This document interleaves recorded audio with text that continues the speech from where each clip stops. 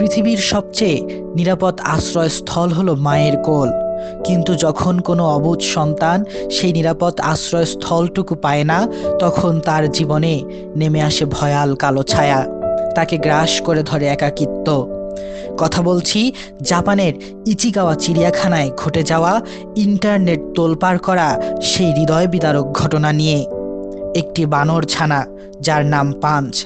জন্মের পরেই তার মা তাকে ত্যাগ করেছে।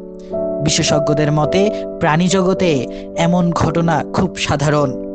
প্রকৃতির নিয়ম, গর্ভধারণে অনভিজ্ঞতা ও প্রসব বেদনা থেকে প্রাণীরা তার প্রথম সন্তানদেরকে মাতৃস্নেহ থেকে বঞ্চিত করতে পারে। 2025 সালের জুলাই মাসে পাঞ্চ জন্মগ্রহণ করেছে। জন্মের পরেই তার মা তাকে পরিত্যাগ করেছে। সেই থেকে পাঞ্চ মাতৃস্নেহ থেকে বঞ্চিত। যেখানে অন্যান্য বানর ছানারা তাদের মায়ের সাথে খুনসুটি করতে ব্যস্ত, সেখানে পাঞ্চ দূরে দাঁড়িয়ে থেকে অশ্রুসিক্ত চোখে নির্বাক হয়ে বলার চেষ্টা করছে, আমিও মায়ের আদর পেতে চাই।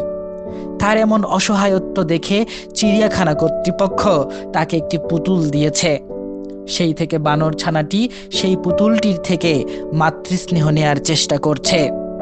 যখন এই পাঞ্চকে কেউ আঘাত করে বা সে ভয় পায়, তখনই সে পুতুলটির কাছে চলে আসে এবং তাকে জড়িয়ে ধরে। এভাবেই চলছে ছোট্ট বানর ছানাটির জীবন সংগ্রাম।